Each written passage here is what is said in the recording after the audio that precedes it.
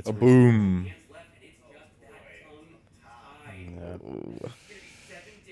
Oh, 3-7. another 3-7. Ooh. So if you block with 2 cards, you just, Arena's you're dead to getting darker. you're dead to the arms next turn. Interesting as well. Hasn't decomposed. Just didn't need it. Just I think it draft. could have been part of a strategy. Just ignore the decompose from the draft. Let the other, The 3-7s. let the other Earth heroes pick it up and just really focus Yep. on That's high one of the- damage without the decompose That's payoff. one of the cool parts of this format, though, is that like the deeper you go into it, the more you realize you can pull these heroes in like subtle different directions. They're Yeah, not for like sure. huge archetypical shifts, but you can definitely have fully different setups with very different plans. Yeah, If you see the decompose not coming around, just be like, I've got another lane to draft and play here. Play yeah, the for sacrifice sure. deck, right? Yeah. The cussings into Casting and dirges and stuff. That's pretty cool. You can kind of influence the draft like that as well. Be like, you guys have all these Earth decompose cards, and I'll just take like just the raw value here. we saw internally, right? It's like we discovered the new technologies, the priorities would shift dramatically on like the cussings going way up, and Yeah. then like burn spells and wizards going way up, and Yeah, yeah. There's definitely a lot of ebb and flow between the different strategies. Oh, that's a sick play. Oh, Michael Hamilton, can he bring it back? That's like a nice little pseudo defense reaction. Yeah. So he could make an embodiment. True. Lucas's deck looking a little thin as well. That is true. One of those cards is that Germinate. Germinate. Oh yeah, he's just just coming, it's just waiting. It's fine. Okay. The important thing is that Lucas can't use his boots. Yeah, Has mattered a lot. that's one I of wonder the. if they're like strictly bluff boots. Yeah, Like, Does he exactly. actually have the 2 decompose? It's like they're telling you like you better make something happen quick, Yeah. otherwise it's gonna be online. But it's been a bluff this whole time. Funny if it is. Even with 2 cards. Could have just picked up the boots early as well, right? Since they're so strong. Yeah, just didn't for follow. sure.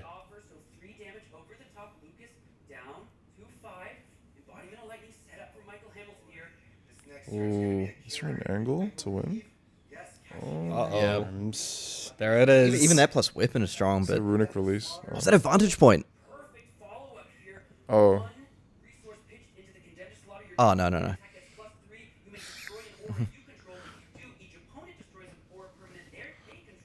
Yeah, and that's just pushes that break point even damage. further. Yeah. 1 and 7-1. 7. 3 cards. It just gets Oh! this bump. That's brutal. Wow. Lucas did it. So I saw, Honestly, that was like a dream first turn of Yeah. the game for Lucas. I saw his Swiss game was insanely close against Michael Hamilton. Was going to get him for lethal, and he played the life. Yeah, Wants to the get life life from from Arsenal. Arsenal. Yeah, So yeah. he finally Got beat, his he revenge. beat the final boss. Yeah. That's sick. He's had a long, storied rivalry with Hamilton, and it usually ends with Hamilton coming out on top. Yeah. So it's nice to see Lucas finally break through. He's been like obviously so consistent, but on the cusp of that just massive finish, right? It has like the Battle Hardened win on the Starvo, Battle Hardened, the 8 Starvo top 8. Lucas came out on top of that. Really good U.S. Nationals finish, and now calling champion. Yeah. He's definitely going to be stoked with this one. I think it's like winning not only the calling, but also like beating the boogeyman. the 3-7 master, you know. Oh, it's funny. I remember, I guess it was not this year's U.S. Nationals, but the year before, we got to the top 8 and the storyline, or maybe it was even a different event, but we got to the top 8 and we realized the storyline was that Michael Hamilton had beaten everyone in the top 8 previously, like actual everyone, just denied them their big finish, including Lucas, who was also in the top 8. Yeah. And now he gets to tell his own story about taking down the It call. just takes one win for you to like basically unlock your like inner beast and just like start winning all these tournaments, right? We've Yeah, I seen gotta that say with a lot though, of- like a lot of people. I talk to Lucas at almost every tournament, and like his demeanor, whether he's winning or losing, is just like chill, happy to be there. like those are the people who ultimately break through. They find the success. They don't let like the ups and downs get to them. They stay very even keel. Yeah, it doesn't work. Like there's too much variance in card games, and I mean maybe even a greater level with Rosetta. And you see, despite that, just an absolutely loaded top 8, and Lucas finding a way to navigate it. It's cool because I feel he's been one of those like younger players that has been on the up and up for a while now. But I feel maybe for a little bit like maybe Brody was overshadowing him a little bit, just like with all these wins here and there. But Kind of showed up at the same time, right? Yep. But now I think with this calling win, maybe we can spark that new rivalry. We'll see. Just having flashbacks watching Rosetta again. There's always this weird moment the first time the set shows up in public, and you go back through all those memories you have of the set, which are now like in the distant past. And I'm remembering kind of like the way our internal metagames built up, the things we had to learn and understand about the heroes, about the different archetypes they present. Like what were the moments of watching this calling where you're like, yeah, I remember that. And for me, like the first thing that stood out was a very slanted top 8, right? Like Runeblade heavy. And I remember that starting point for us too. Like Runeblade does Runeblade stuff. You attack for 7, you get your rune chants out there. Wizards are weird. Acilio's the weirdest hero of all time. I'm just going on record saying that. It's absolutely nonsense. And it was just very interesting seeing the players like have to take that journey from the beginning. Yeah, I feel that the Wizards are really strong. Like, I mean, obviously the Runeblades did really well, but I think there's some like very cool Wizard drafting archetypes out there. It was quite cool for me just watching some of the games over the weekend, seeing some of the play patterns, that showed up in Dev, like immediately picked up on by the player base. I saw like the Verdants doing the Fruits yum yum. Fruits yum yum. Oh no! Of course, one of the proudest achievements, we got that out there in the community. But we're just doing the the Lineal Aether Bloom with the weapon activation, just to start recurring that as like part of the end your game. kind of own drone of brutality style thing. That's your weapon, right? Yep, exactly. I think I saw Lucas as well, like burn someone out from 10 life on Acilio. I'm like, man, I've been on the wrong side of that I before. remember that many times. And much like Lucas, I took it calm. That's the thing about Acilio for me is like he's got the highest highs and the lowest lows. Yep. If you line up that turn with 4 cards in hand and an arsenal and get your weapon online for the max value, he just does some crazy stuff. There's just some really cool stuff, right? Like you see these often like really close games and like someone's just pushing, trying to get the final points of damage, and like the fertile ground comes out for the instant life gain. Or I saw a lot of arcane polarities, players picking up that's a very strong card in the format. And just sometimes even, you're going for lethal and they have like the Michael Hamilton one plays the pulsing Aether life just for the life one to gain 1 life and then get the kill next turn. Lots of just like really cool moments like that. Yeah, and it was really cool to see how even like within not just class or element that there's strategies developing for particular heroes. Like, it was really cool to see Lucas just kind of hone in on this. Like, I don't need to decompose. I'm gonna pass all the decompose cards.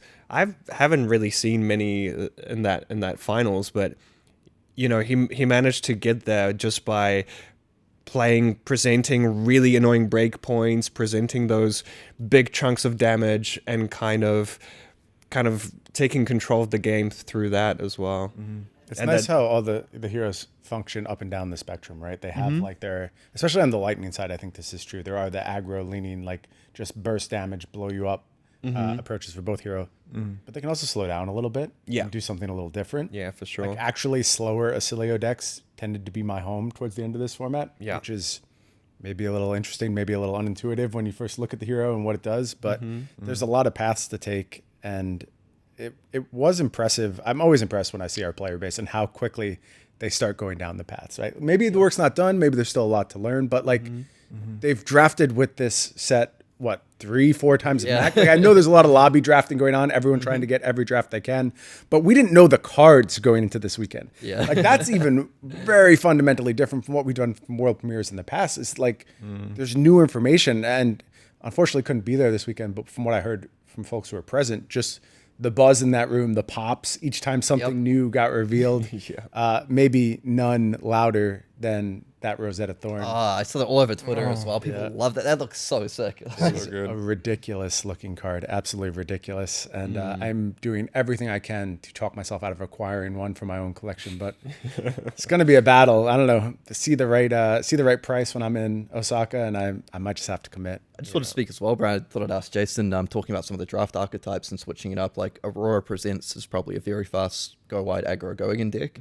But I know in Dev, like you and a few others as well, at times establish that you can sometimes play a bit of a grindy Aurora, really get that weapon value, and try and almost take the fatigue game to some of the Earth heroes. Because you have access to the whole Runeblade map, it's like you can just draft a lot of 3 blocks. Your whole blue base can be 3 blocks, and you can. I mean, that weapon's pretty good. You can kind of grind out a lot of decks. Sometimes better than Florian, but like it's up to the player base to figure out what that build will look like. Stuff like Triple Light, fantastic as well. What a Yeah, card. and that card is like one of these things that I feel like I hope to see it ebb and flow in different strategies. If you start seeing wizards pop up and maybe that arcane damage starts becoming really powerful, that's when you can start picking cards up like Triplight Fantastic and like those Fertile Grounds and switching up your strategy to kind of combat whatever you think is gonna end up the strongest Like in that particular draft. Sometimes if you're versing a Florian and they play like a cussing and they pop their arms to try and push the cussing through, and you've got that trip in hand, they've just like blown all their stuff to try and get this cussing through, and you just stop them very easily with the trip. Another player I've been on the wrong side of. It is a blowout format, right? Like there's so many spots where you can just get absolutely wrecked, and you find yourself, the more experience you have playing around more and more, slowing down, being a bit more cautious. Still going to get got sometimes, though. It's just part of the format. Sometimes you have to go for it. We talked a lot about when we were developing this, the role of Variance and what it was going to play in this format with an all arcane base. Like, very early on, experiments with Arcane Barrier just yielded unfun environments. Like it is actually not all that interesting to play Arcane Barrier games over and over in a limited context. And we learned that very quickly and shifted away from that. The alternative is, well, what happens when you start getting burned, owned by Acilio for 10? Life Gain stepped in to fill the role, and you could see it everywhere. I don't think there's ever been a Flesh and Blood format quite like this. What did you have to do in your own games to like adjust to this huge burst of life gain that was present? Were you more conscious of fatigue from the beginning? Are there different cards you have to prioritize? Like what are the first steps you take when you know that's present in the format? I think so. Like you definitely have to be conscious of the fact that like I don't just have to deal like 20 or so. Like you like prioritizing your cards. If you try and push at the wrong time, make plays like Florian is a good example. We have a lot of rune chant generators, and sometimes maybe you feel you're a little bit ahead in tempo, and you start using all these early before you can decompose, and you're getting them, and then they gain 8 life. And then suddenly you've gone through a bunch of power cards, maybe you block with some good ones early. It's like, damn, that goalpost just got moved a little bit. I have to push through. Some plays that I really like seeing were stuff like, we saw it in the final right there, the Sigil of Deadwood. Just using these auras that when you play it, make an aura, and then at the start of your action phase, die and make another aura. People just utilizing the Rotwood Reaper value with that. So when you play Sigil of Deadwood, it's like, now I'm getting +2 on my Rotwood Reaper. Then next turn, I'm also getting +2, and I'm getting a rune chant. So this one little blue aura can account for 5 points of damage in your deck if you're able to utilize that fully. So small things like that is, I think, keeping the life gain in things. I feel for heroes like the arcane ones like Variance and Acilio, it's probably a little bit of a tougher game, right? It is, but also, well, for like if you have a weapon, then you're already advantaged, I think. But if you're like, say, versing Verdance, like we saw in a lot of the sealed decks, they have a huge amount of life gain. And you kind of just have to be very disciplined and just like chip them down slowly. And we saw that in a lot of the games actually, where the Florian just like chips with weapon every turn, and then eventually the Verdance runs out of gas. I think it's a lot harder in draft because the Verdance can draft more burn spells, more perennials, and like actually have a reasonable game plan going into the end game. But you just have to kind of fight through the life gain with your weapon. It's basically the tools that both sides of the classes have, right? Stuff like the perennial Aether Bloom, right? Sometimes maybe it's about holding that back until the Sanctuary's gone. So noting how many perennials I have in my deck. Maybe I have to take 3 damage on this turn, because if I give up this card, It's one of my few burn spells. Yeah. I saw some people playing stuff like Save the Thought, which is like the shuffle some non-attack actions back in. I think I saw you could do that one time. Maybe prioritizing that in different matchups. But yeah, it's tough. It's like the format is quite deep, I think, in that regard. You really have to be onto it, running the right balance of life gain versus offensive power. There were definitely games in Dev where they were won off a blue perennial that was just pitched early game, and then in the end game was just presenting two damage recurring every time. And I feel like just Sanctuary of Arya, like the addition of macros to the limited format, just allows us to create such different, unique experiences, right, in the limited format. And I think it was a very key piece that kind of enabled us to go so arcane heavy, and just the timing on that Sanctuary I feel like is key. You can use it on the very first turn of the game, save yourself some life. You can stop some annoying breakpoints, or you can save it for later on when you're just drawing blues, and with 4 blues it's 6 damage that you can stop. So there's a lot of flexibility to it, but it also gives you that kind of safety net against some of these kind of annoying things that can happen, like we saw with that one rune chant coming in with the arcane cussing that Michael Hamilton was trying to protect himself from. So yeah, I think it's it definitely helps with not having something like the arcane barrier in previous arcane sets. It was interesting for me how my opinions around Sanctuary evolved as time went on. At first it was like, use it in the Helios role, like just stop that early burst that puts you behind. Then I'm like, oh, this is about countering surge, and I have to save this for turning off key surge spots. Then it became about something else entirely, where it's like, oh, actually, I need to get as much value out of this as I possibly can to counter fatigue states. And actually, all of these are true. And you have to use it in all these states. I think it's just like one of those very, very small, but very skill intensive and honestly like flavorful wrinkles for the set that I've really come to appreciate over time. Yeah, I couldn't agree more. It's really interesting, even just depending on like the matchup and the timing and stuff. Like, maybe Cilio comes in with a burn spell first turn of the game for like 4 or 5, and you're like, this is actually one where I know it's going to be a life race, so pitch away my whole hand. Maybe Verdance does the same thing, and you're like, well, actually, it's the perennial. It's the perennial that's going to get me later. I have to save this. And just really evaluating your card quality, like how much damage am I taking, how much am I pushing back. It's really interesting. And I think another little wrinkle which will be interesting to see as the format develops is how some of the wizards play into decks like Florian. Because I know at times if they go for perhaps like a much more heavy burn strategy and less of the attacks, one consequence of that is for Florian, it can be difficult to A, use your 5-card hands, and B, actually get your earth cards into the graveyard to decompose. Because, Verdance, if they just go, okay, burn you for 4, their turn, block 2 cards, your turn, burn you for 4, you can trap that Florian a lot of times. Cilio has the exact same play pattern available as well, except with more burst on the end. That's the scary part. And yeah, I have to agree. It's like we saw a lot of these Florian strategies kind of spitting out these 3/7s, right?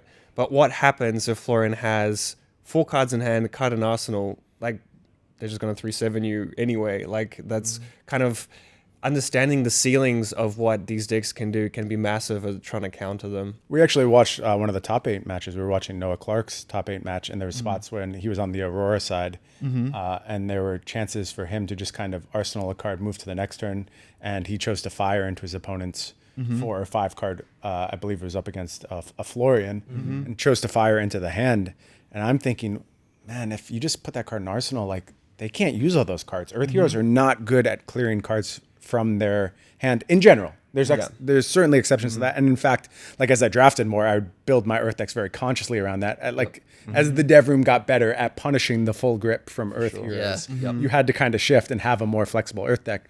But I saw a lot of spots this weekend where it's like, if you just slow down a little bit, make sure you're playing a taller hand, there were a lot of spots to really punish those Earth Heroes and force them to play with an IP penalty a lot of the time. Yeah, you can straight up trap them. You're right. Like, the meta will develop in the real world, I'm sure, but I think you're right. Cards like Rune Rager Swarm, like anything with Gogan, even stuff like, the Pumps, Oath of the Arknight, Rune Rager Swarm, Strong Yield Harvest Season, but basically just ways that if they try and adopt that strategy, you have your 5-card hand and you're like, well, I'm going to use at least 3 cards, hopefully. Because a lot of the time, I think we did see some of these play patterns throughout the weekend where, we saw Lucas do it there with a massive life lead. Very happy just to defend with 3 cards, and then Play 2 cards back. play a 2-card hand back, and I'm probably presenting 7 or 8 damage, and I'm pretty happy. Like, he didn't have the decompose that time, but if you do, dump all these earth cards into the bin. Let's move on. Yeah, and with Rootbound Catapus, it's like one of those cards that sometimes not attacking and like delaying your opponent, that one decomposed turn cycle can be enough to kind of get ahead enough to push through with a 5-card hand back at them. Yep, just stripping some of the value out of the deck. So I think it's a really cool format. It obviously went through a lot of changes during the development cycle, but it was really, really interesting to explore and see some of the some of the pocket strategies pop up as well. So it'll be cool to see if those show up in the real world. So round 1 goes to Team Earth and the Rune Blades. Team Earth. Are we feeling good about Wizards and Lightning's chances of getting back into it as the format progresses? For sure. I do feel like this is, players have seen some of these cards for the first time. There's a lot to learn. There's a lot of play patterns that need exploration. I think Aurora in general has seen like great results on the top 8. We saw 3 Auroras there. Michael Hamilton showcasing what Aurora can do on stream. For Acilio, it is one of those kind of heroes that is so different from anything we've seen. I think it is going to take the player base some time to get used to, especially those like massive burst turns that just can do some crazy stuff. And yeah, it's just hard to play a hero that you have the lightning side might not defend as well. You have the wizard side that kind of just finding the right balance is I feel like it's there. It's just going to take some time to explore and kind of pinpoint. I think as well, like heroes like Florian, it's probably, I don't want to say easy, but maybe like relatively, it kind of fits your framework of what Fab is, maybe a little bit more than, as you mentioned, Acilio, one of the weirdest heroes ever. Where everyone knows 3/7s are quite good. So if you're seeing the cards for the first time and you're like drafting and building your deck, it's not to say that it's like a super easy hero to play, but you might just be more comfortable saying it's pretty clear how I built how I think I need to build this deck and how I play it. For sure. I do feel as time goes on and players play a lot more, we'll start to see it even up a little bit. I also think, you mentioned the role of variance in card games. It's a top 8 draft. It's the best of 1.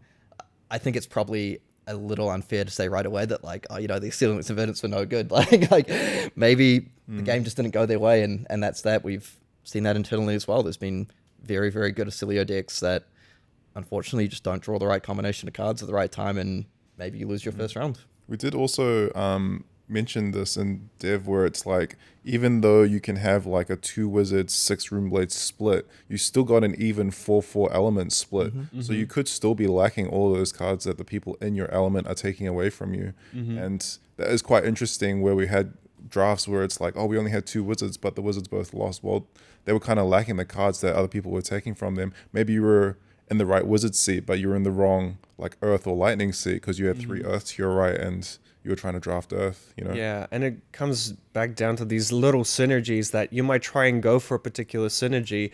Even the class might be open, but the element is getting cut. So it's also true the other way around as well. Like you could have 3 rune blades to your right and you're trying to draft rune blade. And Yeah, I'm looking forward to watching again when we head to Sydney, right? That's our next stop, next limited format calling. But of course, everyone's attention turns to CC now. We have all the legendaries, Fableds out there, all the Majestics.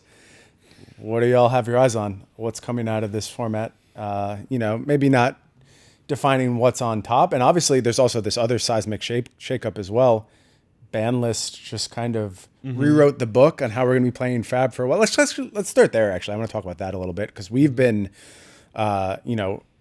living in that world for a little while now. It's something that we worked really, really hard to get the cards that were going to be included in this announcement absolutely right. We actually, I'll give you some inside baseball. We basically shut down all of their production for weeks, focused on this particular thing. And that's not something that happens very often, but this is a critical part of Flesh and Blood's future. We had to get it right.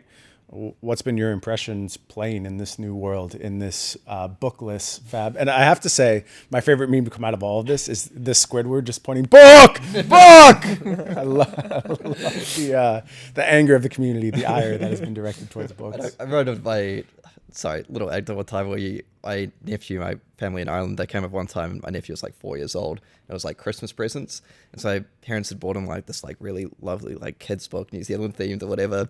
And so he like rips open the wrapping paper, goes, "It's a book," and immediately burst into tears.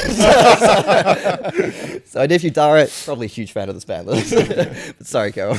Yeah, I think overall, I feel like it's been like a refreshing kind of change back to basics, right? Back to that kind of back and forth fab where your every decision point, every turn cycle, it kind of became, it felt a lot more dependent on the turn by turn plays rather than one player having like their big turns and like pushing a bunch of damage and the game kind of following on from that. So for me, I started in Welcome to Wraith, and it kind of took me back to those basics where you're defending a bit, you're attacking a bit, you're finding the spots where you can squeeze in a few bursts of damage here and there. So for me, it's been like a refreshing throwback to what the game I fell in love with, honestly. Good honest flesh and blood. Yeah, for Boomers, sure. man. You guys are boomers. What are your thoughts, sir? Listen, I started in Everfest. I started in Crucible. Thank you very much. He's one of those Johnny come latelys, That's earlier than me, so you're still ahead of me. Oh, shit, I'm a boomer. I think as a whole, like there are definitely plays that you can't make anymore where you do it and you feel super powerful. Like, I don't know if we're allowed to talk about it, like the Tome of Fyendel and Aurora. When you go Arc Lightning, Tome of Fyendel from Arsenal, draw 2 cards, gain 5 life, or like gain 6 life, and it's like your opponent's on the back foot, you're coming in with everything with Go Again, and like it's just a huge life swing, and it feels great if you're the Aurora player, but on the other side, it doesn't feel so great. Can confirm. Or especially if you're like Arc Lightning, That's Tome of Fyendel. That's the weird thing about power, though. It's like James and I are going to talk more about this when we sit down for our podcast. I don't want to get too deeply into it, but on the side of somebody who is getting beaten down by somebody who just fired off their book, there's somebody on the other side doing something awesome. They're just having the best time of their lives, and you chase a little bit of that side. And I think things had pushed a bit too far in that direction. Yeah, for sure. What I was going to say is like you lose a bit of that and you feel like a little bit underpowered, but then like you play the games and they're more engaging and you're like kind of fighting over margins a little bit more. It's not so much like I just do my powerful thing and now you're 20 life down and I'm going to win the game. Yep. It's more like we actually have to play a game of flesh and blood and we might go to second cycle. You know what, though? The thing I like is that there's still windows to do that explosive stuff. Mm-hmm. Yep. You just got to work a little harder, and the setup's a little bit more intense. And I think people they'll do their Acilio due diligence and they'll still find some explosive stuff along the way. And Aurora still has those big output turns. It's just not as easy. It doesn't come as easy to you. Yeah, I think it's really like honestly just kind of backing up what these guys are saying. It feels the games tend to go a bit longer, and I think it was quite cool how James laid out sort of some updated design principles, both to be transparent with the community, but also to help us and Dev, right? Like now, we always had these in mind, but it's just having a fresh lens on when we're developing and playing cards, does this fit in with what we want to be doing going forward? Yep. And I think it's cool because it actually unlocks some of the more interesting deck building puzzles rather than just kind of being like, well, I just put these best cards that give me card advantage or value or whatever into my deck, like the Art of Wars or the Time of Fyendel and stuff. And I think it opens up the meta a little bit more. I think there's... Feels like it. Yeah, it's just like I think one thing I really felt is that when we were doing a lot of this testing, there were heroes that maybe previously felt just a little bit below some of these other ones that could utilize all these strong cards.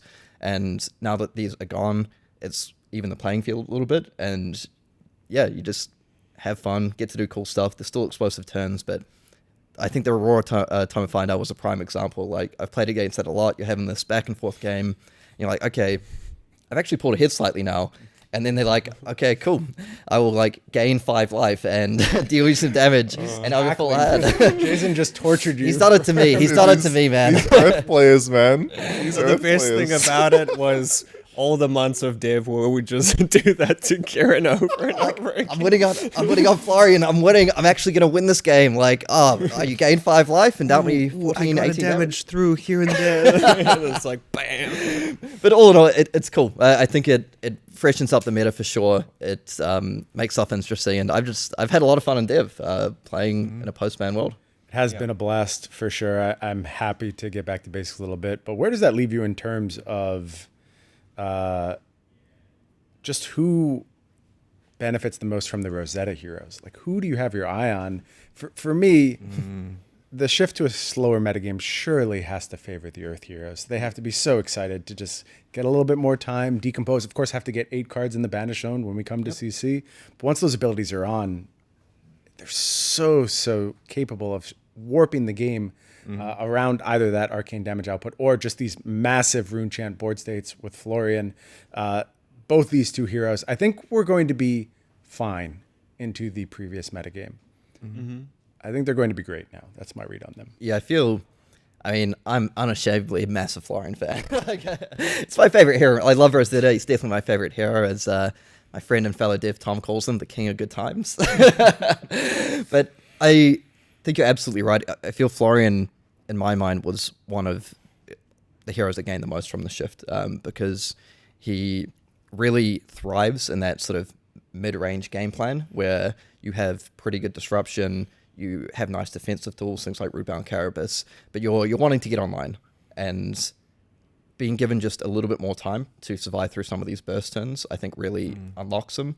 It also makes the deck building a lot more interesting. I feel previously, because of the way that these cards that we banned really spiked up some of like the aggro combo decks and stuff, then you got stuck in the spot where you have to build your deck in a way that you can somehow survive through these gigantic spike turns, but also still have good game into some of the other mid-range quite grindy decks. I mean, if I think of a deck like Enigma, for example, if I'm building to try and combat Enigma, and also a deck like Aurora, for example, just like vastly opposite game plans, I think toning down those spikes just a little bit, these Lightning heroes can still obviously compete. I think stuff like Aurora, very strong deck, lots of cool stuff with the Cilio, but I think with Florian now, like you say, it just like rewards some of your good decisions. If you do the right thing at the right time, it means when you go through to the mid and late game, you feel like you are actually going to go ahead and win this game. Whereas before, it's like I was ahead and now maybe I'm not anymore. I took 25 damage and lost.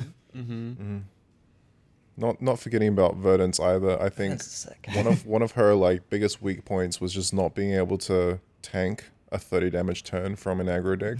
But now, because it's slowed down, she has a lot more tools to like drag the game out, much like Florian, and just like slowly burn and chip down the opponent. She's got a few more turns on her clock, and it's very important that she has Storm Striders. She can kind of even up the life total a bit more.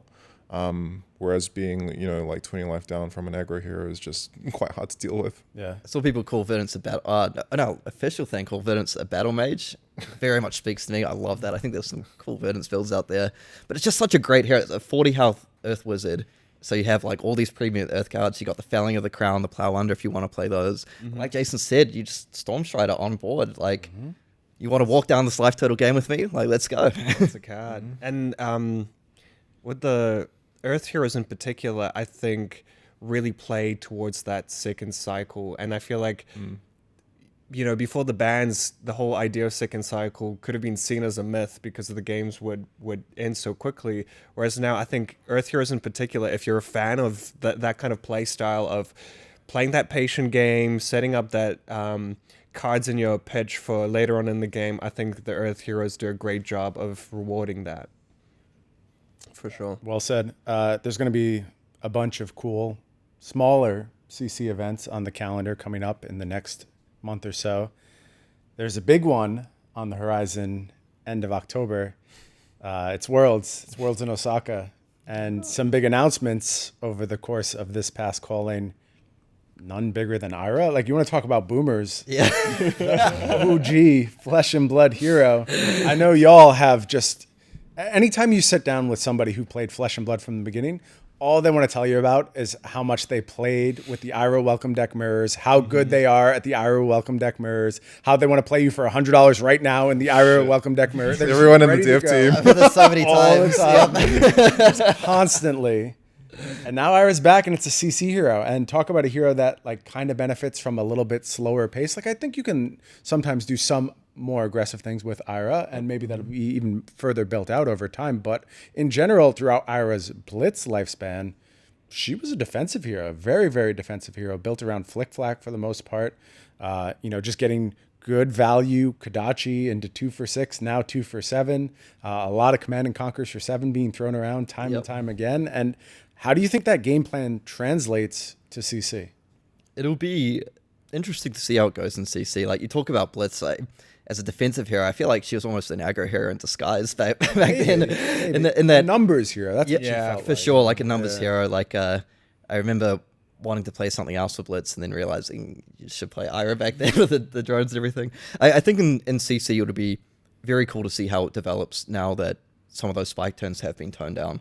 Like you also have access to things like Zephyr Needle into certain matchups, which just goes so nicely with the Ira hero ability, of course, being able to come in on that second chain link for 3. It'll be really cool to see how people start theory crafting with stuff like Whirling Mist Blossom. You know, one of the like As a powerhouse. yeah, one of the Almost a book. yeah. Almost. Very close. Oh no, Book on a stick. Brian's- On hit. Brian's getting ideas. Next ban list. But I just really excited to see what the community comes up with because, like, as you say, a lot of people really love Ira from back in the day. I think there'll be a lot of people really keen to explore it in CC, seeing if that's and as you say, you can build it a lot more aggressive if you want to these days with the expanded card pool. You can maybe go back to some of these more like grindy, slow strategies as well. I think it'll be a cool deck, and I don't know. I just kind of want to leave it to the community to see how they build it. Yeah, my 2 favorite things about Ira entering CC is I just love. I can't wait to tell new players being like, you love playing these starter decks? Well, you can play her in CC too. I think that's a huge kind of that new player on-ramp thing that I think it's really important to have. And secondly, because Ira's text box is so tiny, you have this beautiful full art experience with the adult Iras. And Stunning. It's just an amazing looking hero. yeah, for sure. Such a clean hero design, eh? The one-liner text. We had another hero that has that treatment. We haven't, right? Oh, it's gonna be beautiful when people play with it. Yeah, now I'm wondering if there's other heroes that we could potentially do that with. You got me thinking if there's anyone else who fits the bill. But nothing comes to mind, and that's why Ira is such like a storied, unique hero. So much power in just such a few words. Acilio possibly. It's close. It's close. Maybe a Cilio could get it Sense of done. lightning. Oh yeah, true. I forgot. Yeah. But yeah, World's gonna be hype, man. Yeah, also those incredible variants, the Dorinthia, the Viscerai, the new choose your hero right now. Which one are you going for? You only get one of them. Riptide. That's not a real one. Kieran, yours? It's alright. Okay. No. Yeah, I think I'm going new as well. Oh, I thought you meant like which one I would want to see. Like, Let's do that now. So Karol already answered that. Who do you want to see in that kind of treatment? Florian. Okay. Verdance. Okay, I feel like there's some recency bias. Okay. Aurora. Arachne's the right answer. Everyone knows that. come But on, we can keep moving on. ooh, That's fine. Arachne. Do I wanna say- Arachne? I want to say Arachne. Katsu, Victor, or Florian. Actually, the Arachne text box is really, really small. Yeah, there you go. Too. Now we're working on something. Okay. I had a lot of work to do after this podcast. What else, gents? What has stood out to you over this, very exciting period of what feels like pretty substantial change for Flesh and Blood? A lot of big shifts, a new set, exciting times in Japan where we're welcoming this massive new community with a Japanese Pro Tour champion looking to defend in Osaka. Any closing thoughts before we wrap up here about what's to come in the next few months? I mean, I just want to see what everyone does with Rosetta and Osaka, really. And I want to see those Japanese players at the top tables for sure. Yeah, I feel like we've just been waiting for Japanese players to make their mark for so long. Shoma did it, but like now we get to see the rest of the country do it as well. Yeah, it was awesome seeing Shoma take down Amsterdam. Really fantastic on Azuri as well. Like a bit of a rogue deck in that format. Uzuri. That would be a great one. That's a good one. Yeah. Also, just want to give a very quick shout out to hope I say name right, Ignacio, a player from Argentina who made the top 8. Yep. So like, love to see it up. Yeah, South America on the for sure. rise. Also, he showed up to the top 8 draft with an Acilio shirt on and then drafted Acilio. What commitment to the hero. Like, love to see it. I love to see that. And also, yeah, I feel going into like, ProQuest season awards and stuff coming up, it's one of those metas where it's just like so fresh, brand new set, new ban list. Like, metas, they chop and change over time. Like sometimes you go into a season and it's a little bit more established, sometimes it's not. I think this one is just, I'm so excited to see what comes out of CC because 4 new heroes in the mix, completely shaken up meta. It's going to be really, really cool to see like how the players really zero in, do their testing, establish what decks do we need to beat and how do we do it. So really excited for that. Can't wait to see Worlds as well. And I want to see some Viscerizer top tables. Oh yeah, Viscerize. I love I Viscerizer. think you're going to get your wish. Face Purgatory, shout out. Now that is a Flesh and Blood card. Definitely good times for the Visceri fans. Where are we going for pre-release, boys? And who's picking me up? I don't have a car in Auckland, so somebody's got to come pick me up. Well, I'm quietly devastated that I'm actually going to miss pre-release season. Oh, no. But I have a very good excuse. It's my 5th anniversary, so... A 5th anniversary of Flesh and Blood. We've been talking about the whole time. It's really like, my one is, I guess... Whining and dining Ira. Mine's somewhat married, so I'm away for that weekend with my partner, and she's always been very supportive, so shout out Ricky. I will miss the pre-release. I did tell her I'm a little bit sad I'll be missing it, but it's all good. Well, bring some First Strike decks along with you. That's always the play, right? For every anniversary celebration, you need to have First Strike decks with you. Yep. Okay, I'll add that to the activities list. Yeah. I think I'll be at Card Merchant West City. Okay. And we'll be doing that internal set. Yeah. Yeah. Internal pre-release. And maybe we even get a little footage from that to share with the people. Ooh, watch this I'm hearing space. rumors. Yeah, I'm hearing rumors. I've heard We might be able to whispers. Capture a little bit. What about you, Karol? What's better than a pre-release that everyone can enjoy from their seats? I'll be doing it right here. Okay. What about... So what I heard is know if we're no allowed one's to picking talk me up. about I'll be sitting at my house by myself. you can come with me to West City. Well, you now I feel bad for having to ask. Brian, you get to enjoy the amazing Auckland public transport. I'll show you how to sign up for a bus card. Yeah, mine's in my pocket. I ride the bus and trains all the time, and I have to tell you, you people are so critical of Auckland transport, and I don't understand where it comes from. fine. It's completely fine. It works all the time. I come from New York City, where anything can happen on the subway, and I will not tell these stories on air, but I have horror stories from the New York City subway. Well, if it's so good, Brian, then you don't need me to pick you up. All right, I guess I'm taking the bus. I'll see everyone at I pre-release. catch the bus every day. It's great. Like the worst I have to deal with is maybe some crying children, but it's fine. Auckland transport generally works. I'm going to be completely excommunicated from New Zealand after saying this because people in New Zealand hate Auckland transport so much. It's fine. It's completely fine. It's fine. Y'all are spoiled. Yeah. All right. Well, that's it for transit talk.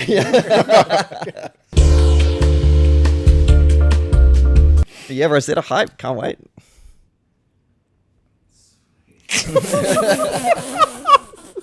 What? Rosetta hype. Yum yum.